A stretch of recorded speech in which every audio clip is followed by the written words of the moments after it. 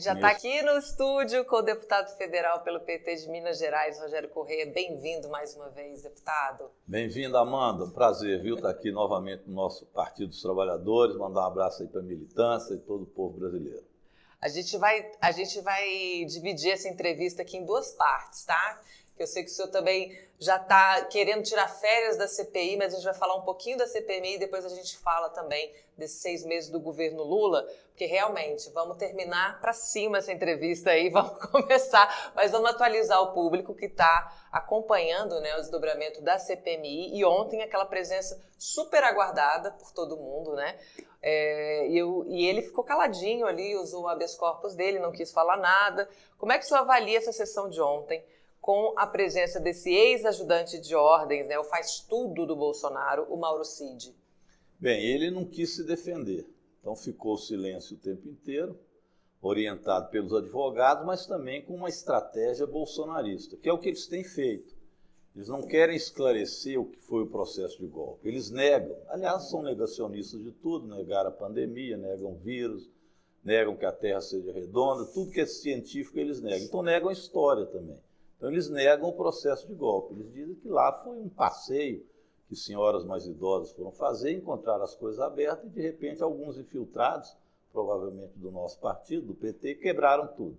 Essa é a lógica que eles tentam impor à sociedade e fica isso na bolha deles. Então essa narrativa, que a palavra agora que eles estão em moda com eles, é o que eles tentam impor dentro da bolha deles. Isso, evidentemente, como não condiz com a realidade dos fatos, isso cai no vazio e cai na lata de lixo da história. Todo mundo sabe que foi um processo de golpe. E é isso que nós estamos analisando. O Mauro Cid vai para lá, fica calado, não quer esclarecer nada.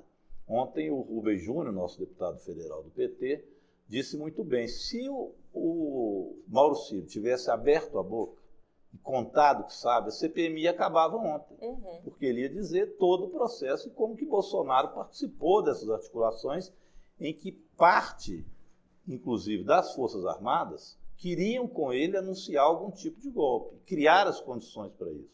Por isso tinha caminhão-bomba para explodir gasolina em Brasília, tinham atos, como fizeram no dia 12, no dia da diplomação do presidente Lula, teve depois o 8 de janeiro, e tinha as ameaças que Bolsonaro fazia, querendo desmoralizar a urna eletrônica e não reconhecendo a vitória do Lula. Isso tudo era para criar as condições do caos, fechando as estradas, colocando o agronegócio fascista para fechar a escola, alugando caminhões, que eles chamam de caminhoneiros, mas são gente deles, profissionalizadas.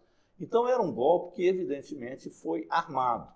Eles não conseguiram maioria disso no comando das Forças Armadas, não tiveram apoio político, nem mesmo do Centrão, que imediatamente reconheceu, façamos justiça, o próprio Arthur Lira, o resultado eleitoral, e isso retirou deles qualquer possibilidade política e também jurídica, porque o Supremo acompanhou e o TSE o resultado. Então anulou a possibilidade do golpe. E depois, com a ação enérgica do presidente Lula, do ministro Dino, nós conseguimos, e eles não proliferaram massivamente essa intenção, eles foram derrotados no golpe. É isso que eles não querem permitir que seja apurado. Então, o silêncio do Mauro Cid, a mentira do Lawande, que é aquele coronel que incentivava o golpe, e que chegou na CPMI com a tese mais esdrúxula do mundo, dizendo que o que ele falava não era para dar golpe, e sim para apaziguar, pacificar o país, mentindo na cara dura, e infelizmente não saiu de lá preso. Se ele sai de lá preso, era também um exemplo a ser dado aos outros. E também o outro da Polícia Rodoviária Federal, o Sidney, que também mentiu descaradamente, que no segundo turno tentou, evidentemente, nós vimos isso, não permitir que os eleitores do Lula, os petistas e os nordestinos fossem votar. Mentiu, deu dados mentirosos, tudo hoje vai sendo esclarecido. Mas até para dar a tranquilidade para a nossa militância, para o pessoal que está nos ouvindo, nós temos um objetivo claro na CPMI, que é aprovar um relatório que seja fruto da verdade e que relate o que aconteceu do golpe do ponto de vista da análise social, sociológica do fato, a análise política, e isso é que irá para o Supremo Tribunal Federal, é o resultado, o relatório, que será muito bem construído, com muitos dados, e que, evidentemente, esse relatório vai colocar a autoria intelectual de Jair Bolsonaro e outros como os elementos chaves da tentativa de golpe. E isso vai para o Supremo Tribunal Federal, para a Procuradoria-Geral da República, para o Tribunal Superior Eleitoral. Então, se o Bolsonaro hoje já está inelegível pelos aspectos que o TSE já julgou, colocando que Bolsonaro queria impedir a democracia, reunindo com embaixadores, fazendo minuta do golpe, o resultado da CPMI tem muitos mais dados, junto aos resultados do STF e da Polícia Federal. Isso vai parar, em última instância, nas mãos do Xandão.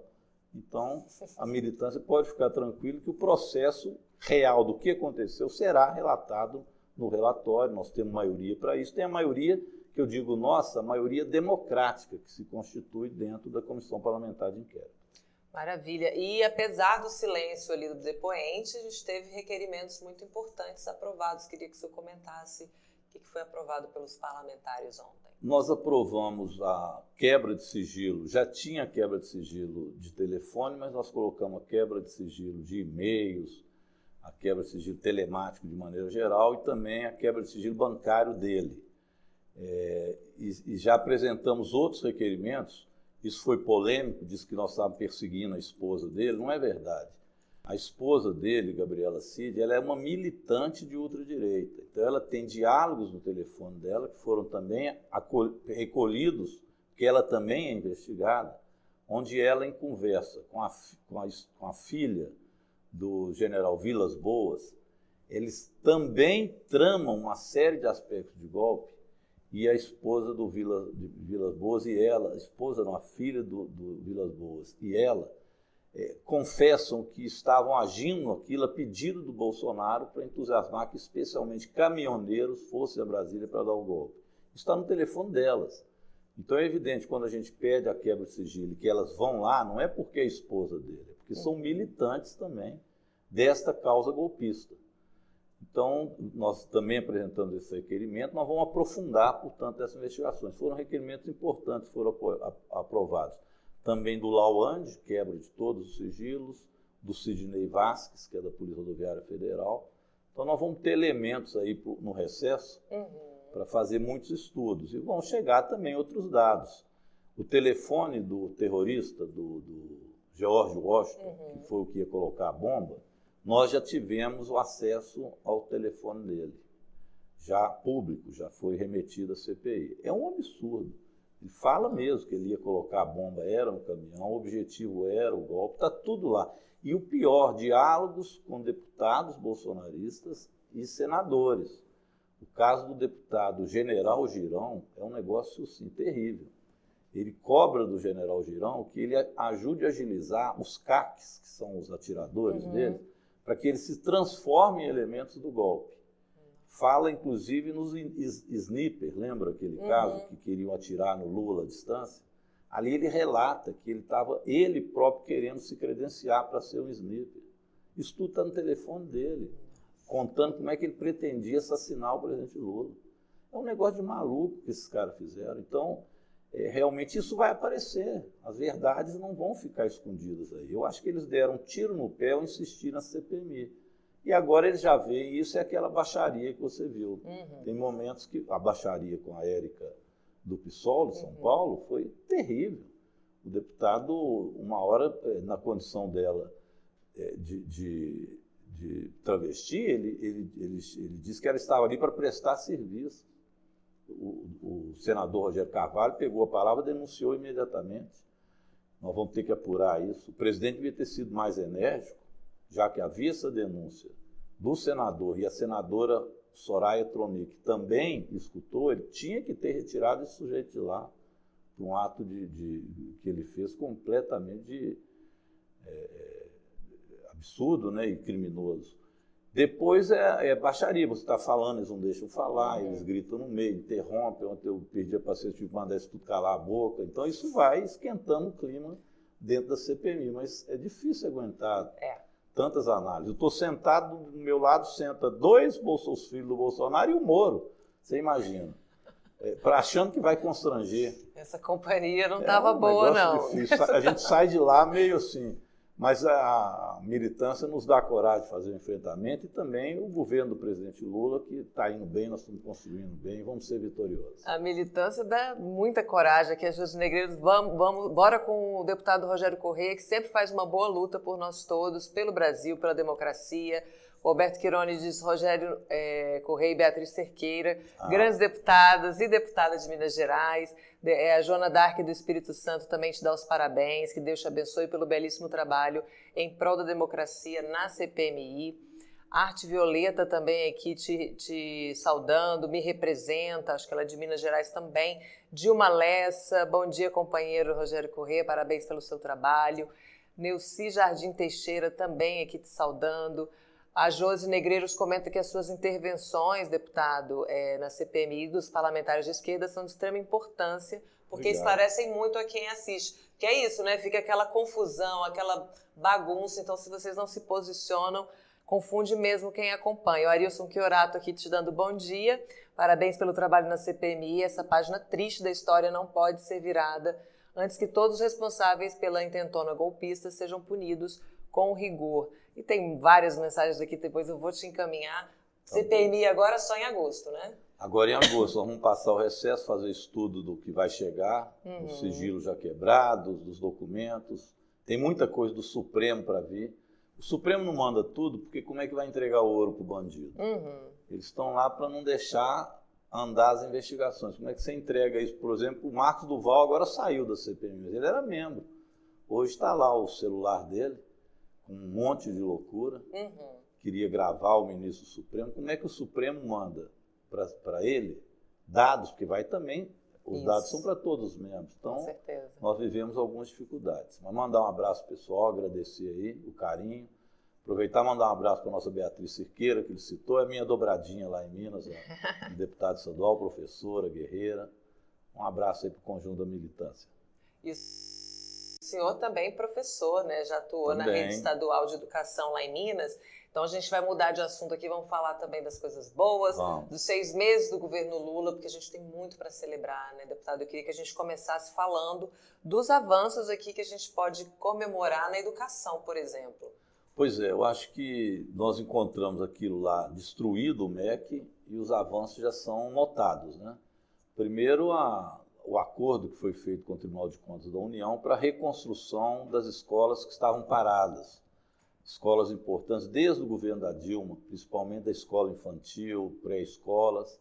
Nós vamos colocar em construção novamente 1.400 escolas pelo Brasil.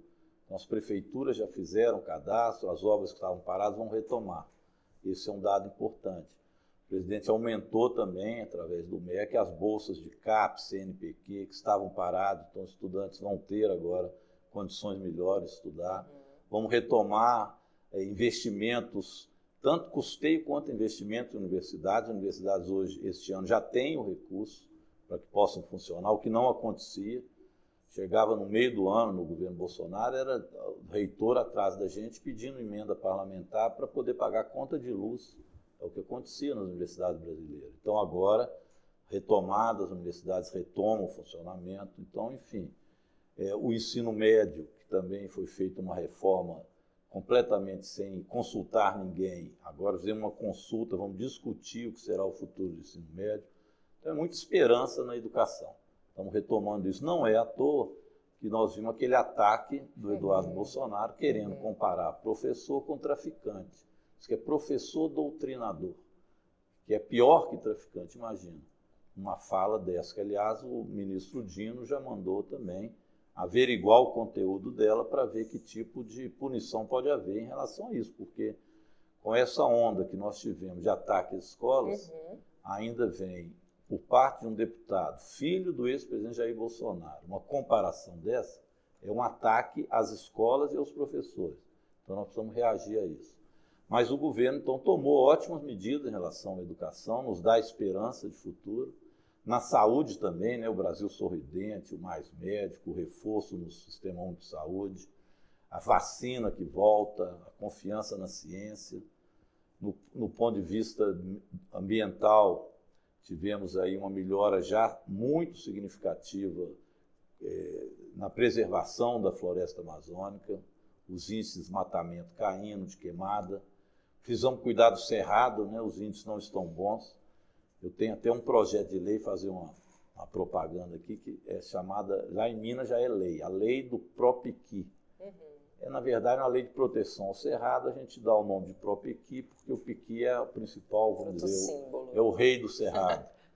Mas é todos os frutos do cerrado que são preservados. E agora já aprovamos na Câmara de Deputados o projeto Propiqui Nacional.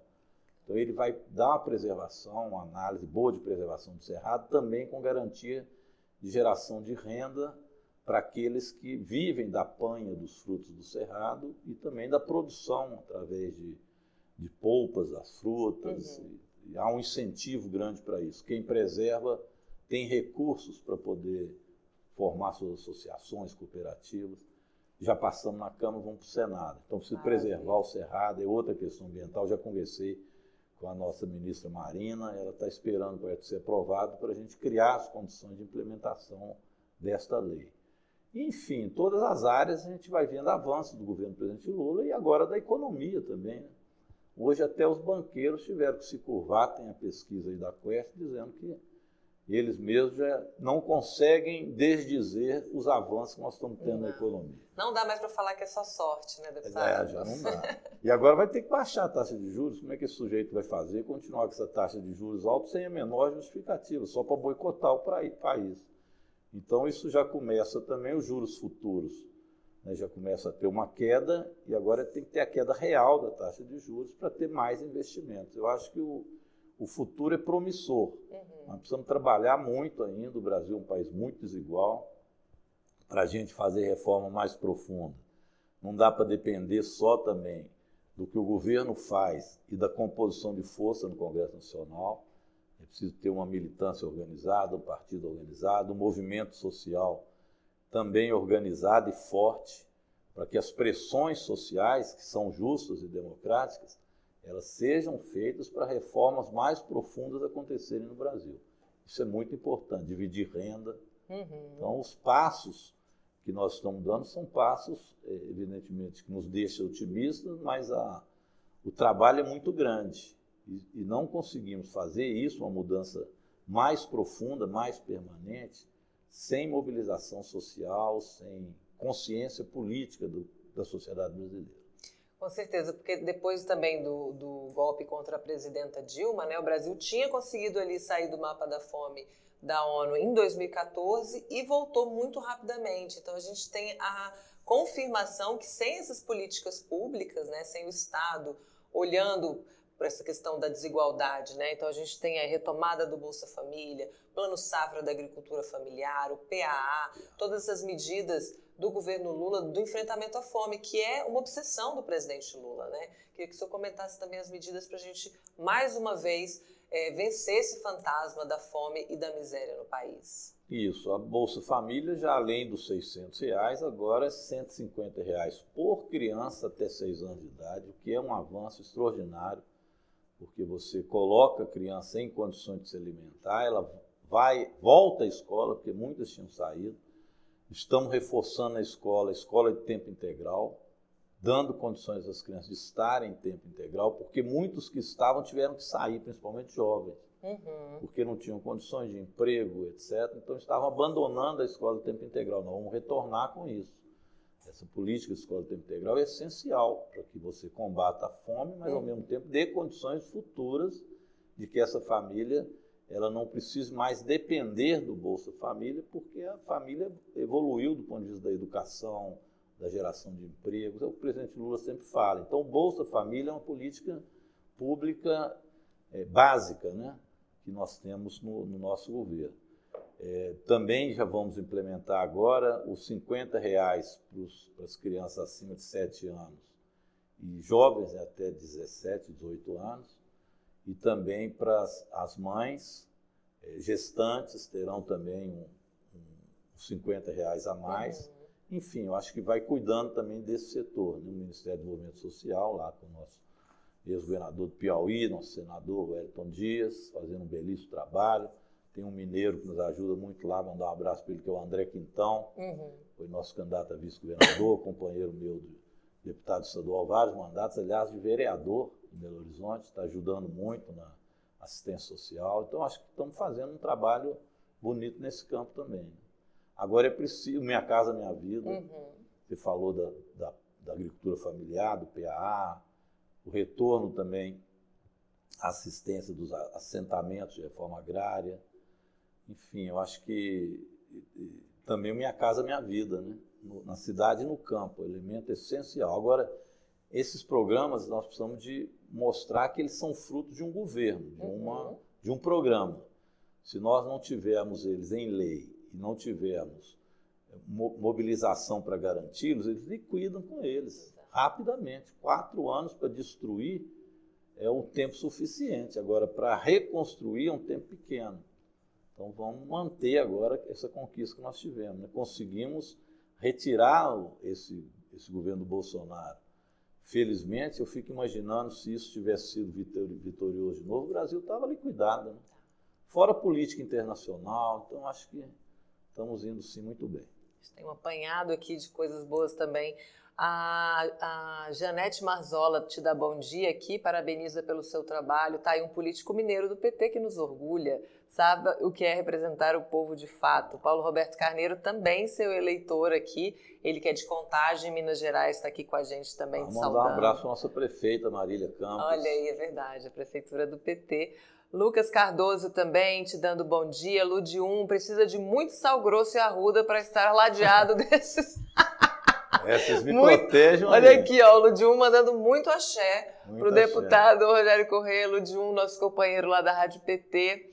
Marcelo Caldeira aqui também, bom dia de Florianópolis, te dá os parabéns. Igor Veloso, gente, é muita mensagem aqui de admiração e de saudação também. Lá de Feira de Santana, João Batista de Macedo também saudando o seu trabalho, sua participação. E eu, particularmente, quero parabenizar pelo projeto PropKey. Obrigado. Porque o Cerrado guarda as águas, a gente fala de Amazônia, mas se a gente acabar com o Cerrado não tem água para nenhum bioma, né? Então, parabéns, sucesso no seu mandato. Esse espaço segue à disposição da bancada do PT e do seu mandato também. Obrigada por ter vindo. Obrigado, Amanda. Mais um abraço do companheirado do PT e parabenizar também pelo programa cada vez melhor, com muito conteúdo, muita alegria, né, e muita notícia. Um abraço a todos e todas, sempre na luta. Sempre na luta. Obrigada, deputado. E você não sai daí que a gente já volta com o Jornal PT Brasil.